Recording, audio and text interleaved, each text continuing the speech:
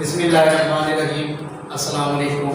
आज हम बात करेंगे what is special education and its types. Special education क्या है और उसकी क्या टाइप्स हैं, जो है ना। Special education means specially design to section to meet unique needs of a child with a disability. यानी कि स्पेशल एजुकेशन ऐसी एजुकेशन है जो स्पेशल बच्चों की नीड्स को फुलफिल करने के लिए बनाई गई है। ठीक है, एक और definition, education of a person with disabilities is called special education. ये पहले भी एग्जाम में आ चुकी है। तो अब हम बात करते हैं कि what is the main purpose of special education. कि स्पेशल एजुकेशन का मेन पर्पस क्या है, मकसद हमारा जो है ना वो क्या होता है कि स्पेशल बच्चों को ऐसा माहौल प्रोवाइड किया जाए जिसमें वो बेहतर तौर पर अपनी एजुकेशन हासिल कर सके।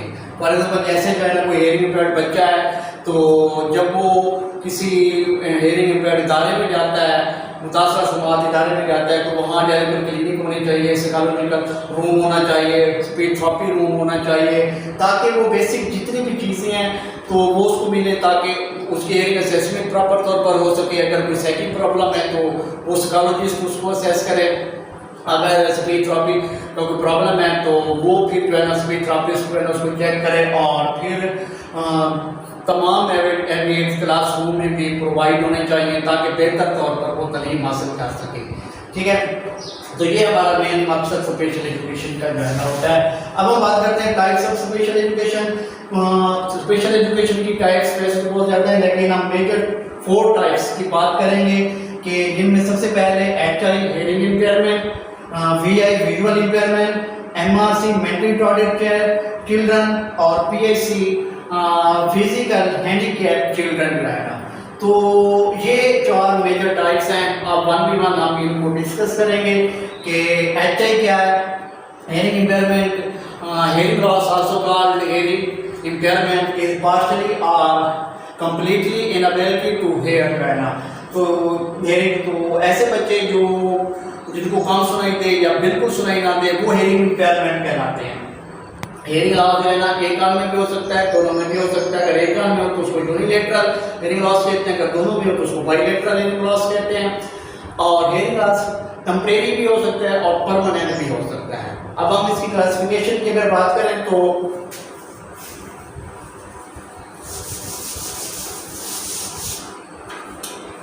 HI की अगर हम क्लासिफिकेशन की बात करें तो पहले डिग्री ऑफ हेयरिंग लॉस बच्चे की, तो डिग्री ऑफ हेयरिंग लॉस मुख्तलिफ एक्सपर्ट ने जो है ना वो बताए हैं। क्लार्क ने भी बताए हैं, वर्निक ने भी बताए हैं, आइडिया वालों ने भी बताए हैं। तो हम पहले क्लार्क की बात करते हैं। अकॉर्डिंग टू क्लार्क जो है ना कि उसने कहा है कि नॉर्मल जो हेयरिंग की रेंज होती है 10 dB टू 15 dB, इसके ऊपर जो वो कहता है कि लॉस शुरू हो जाता है उसको वो स्लाइट हेयरिंग लॉस कहता है। यानी कि 16 dB टू 25 dB तक जो है ना वो कहता है कि ये स्लाइट हेयरिंग लॉस है। ठीक है, फिर उसके बाद माइल्ड 26 dB टू 40 dB तक अगर बच्चा हेयरिंग लॉस का शिकार है तो माइल्ड हेयरिंग लॉस का शिकार होता है। फिर उसके बाद मॉडरेट 41 dB टू 55 dB तक अगर बच्चा हेयरिंग लॉस का शिकार है तो वो मॉडरेट हेयरिंग लॉस का शिकार है। मॉडरेट के बाद आता है वो कहते हैं कि मॉडरेट टू सेवियर।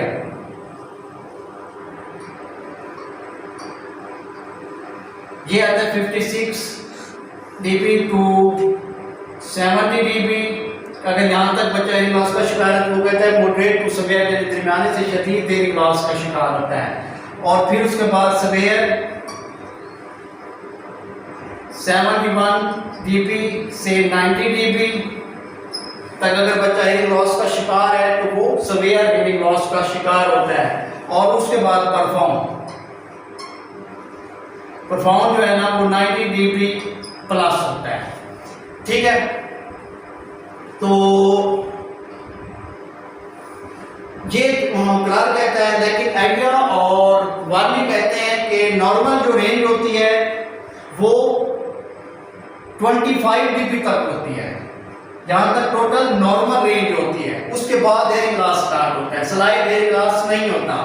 और फिर इनका जो है ना आपस में जो इख्तिलाफ है वो कहते हैं कि 41 dB टू 70 dB तक टोटल मॉडरेट लेवल है।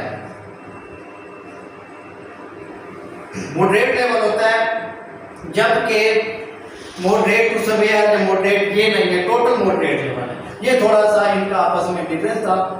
फिर उसके बाद हम टाइप की बात करें तो टाइप ऑफ हेयरिंग लॉस, तो उसमें कंडक्टिव हेयरिंग लॉस नंबर 1 और number 2 sensory neural hearing loss और नंबर 3 मिक्स्ड। यानी कि अगर आउटर मिडल ईयर में प्रॉब्लम है तो वो बच्चा कंडक्टिव हेयरिंग लॉस का शिकार होता है। अगर इनर ईयर में खसूसी स्पेशली जो है ना कोक्लियर रेटिनल में प्रॉब्लम है तो बच्चा सेंसरी न्यूरल हेयरिंग लॉस का शिकार होता है। और mixed hearing loss is the combination of conductive and sensory neural hearing loss, कि अगर दोनों के लॉस हैं तो वो मिक्स्ड हेयरिंग लॉस का शिकार होता है। जैसे मैंने शुरू में बताया कि हेयरिंग इम्पेयरमेंट, अगर कम सुनाई दे तब भी बच्चा हेयरिंग इम्पेयरमेंट का शिकार होता है, अगर बिल्कुल सुनाई ना दे तब भी बच्चा हेयरिंग इम्पेयरमेंट का शिकार होता है। तो इसमें दो डेफिनेशन जो है ना हमें, एक कम सुनाई दे उसको हम हार्ड ऑफ हेयरिंग कहते हैं,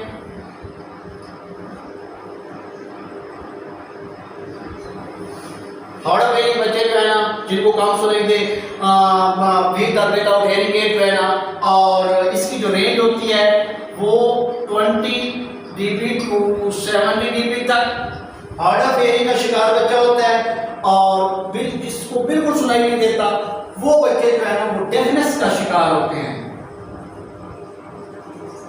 यानी कि इसकी जो रेंज होती है वो 90 dB प्लस होती है। अगर हेयरिंग लॉस का बच्चा शिकार है तो वो डेफनेस का शिकार है, तो उसको बिल्कुल सुनाई नहीं देता, या बिल्कुल थोड़ा सा लाइटली थोड़ा सा सुनाई देता है, या बिल्कुल सुनाई बिल्कुल नहीं देता। ठीक है, ये तो हमने हेयरिंग इम्पेयरमेंट की बात की। अब हम बात करते हैं विजुअल इम्पेयरमेंट की।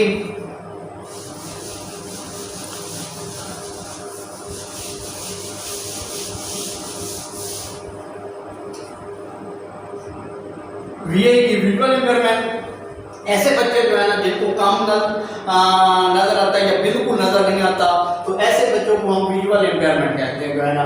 कि इसकी भी अगर हम टाइप्स की बात करें तो ये दो तरह के बच्चे होते हैं। नंबर 1 ब्लाइंड बच्चे और नंबर 2 लो विजन।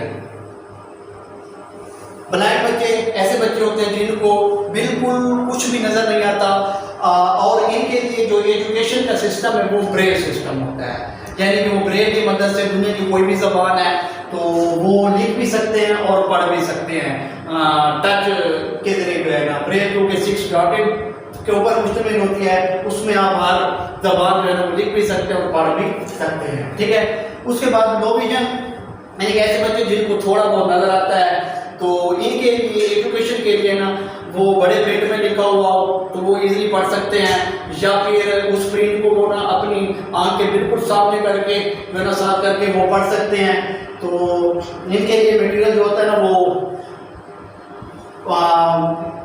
ज़रा बड़ा जो है ना मटेरियल प्रिंट जो है ना वो होता है लिखा हुआ, तो वो इस्तेमाल होता है। और फिर विजुअल इम्पेयरमेंट के लिए 3 टर्म्स यूज की जाती हैं, B1, B2, B3। B1 ये टोटली ब्लाइंड बच्चे जो होते हैं उनके लिए टर्म B1 यूज की जाती है।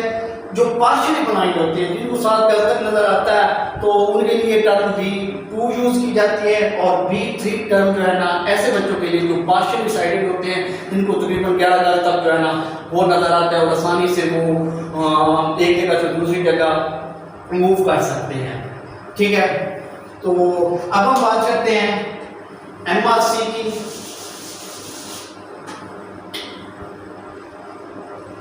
MRC मेंटली रिटार्डेड चिल्ड्रन पहले के लिए टर्म यूज होती थी, और फिर उसके बाद MCC यानी मेंटली चैलेंज चिल्ड्रन, और आजकल उनके लिए टर्म यूज होती है ID यानी कि इंटेलेक्चुअल डिसेबिलिटी की टर्म जो है ना अब ऐसे बच्चे एमआरसी होते हैं जिनका आईक्यू लेवल जो है ना वो नॉर्मल लेवल से कम होता है, तो उनको हम मेंटली रिटार्डेड चिल्ड्रन कहते हैं। इनकी हम क्लासिफिकेशन की बात करें तो ये दो तरह की होती है, क्लिनिकल और एजुकेशनल। क्लासिफिकेशन जो है ना, clinical classification according to Alfred ब्रिने, तो वो कहते हैं कि जिन बच्चों का आईक्यू लेवल जो है ना 52 से 69 तक होता है, तो वो बच्चे माइल्ड लेवल के होते हैं, और जिनका आईक्यू लेवल 36 से 51 तक होता है तो वो मॉडरेट लेवल के होते हैं, और जिनका 20 से 35 तक होता है आईक्यू लेवल तो वो सवेयर लेवल के बच्चे होते हैं, और जो 20 से बिलो होते हैं वो परफॉर्म लेवल के बच्चे होते हैं, 20 बिलो जो है ना। ठीक है, अब हम बात करते हैं एजुकेशनल की। तो एजुकेशनल में वो कहते हैं कि माइल्ड लेवल के बच्चे आते हैं जिनका आईक्यू लेवल 55 से 69 तक होता है, तो वो बच्चे जो है ना थोड़ी बहुत एजुकेशन की सेहत तक हासिल कर सकते हैं, उनको आप एजुकेशन दे सकते हैं। फिर उसके बाद ये एजुकेबल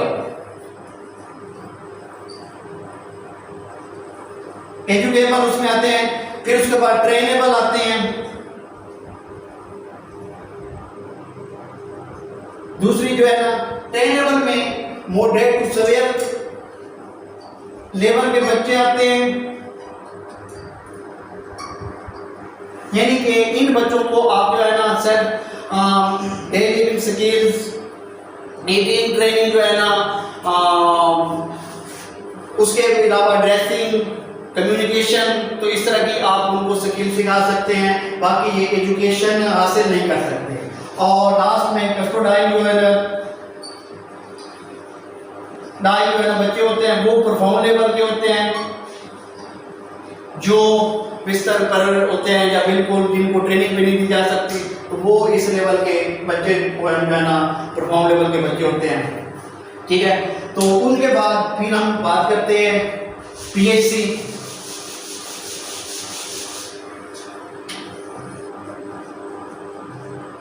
यानी कि फिजिकली हैंडीकैप चिल्ड्रन। तो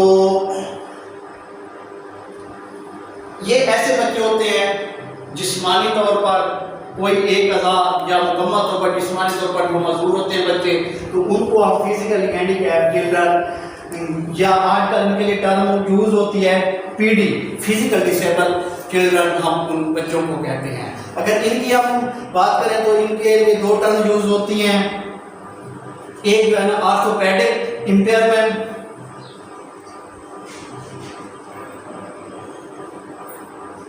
जो है ना बच्चे, और दूसरा न्यूरोलॉजिकल जो है ना इम्पेयरमेंट। यानी कि ऑर्थोपेडिक इम्पेयरमेंट बच्चे वो होते हैं जिनको प्रॉब्लम बोन्स का हो, लिम्स का हो, या एसोसिएटेड मसल्स का कोई प्रॉब्लम है, तो अगर कोई आर्गन उनका जो है ना वो नहीं है तो वो सारे ऑर्थोपेडिक इम्पेयरमेंट में आते हैं, इस किस्म के बच्चे जो है ना। और न्यूरोलॉजिकल इम्पेयरमेंट इन्वॉल्व्स टू अपना नर्वस सिस्टम जो है ना वो होते हैं। उम्मीद आप लोगों को समझ आती होगी। Thanks for watching.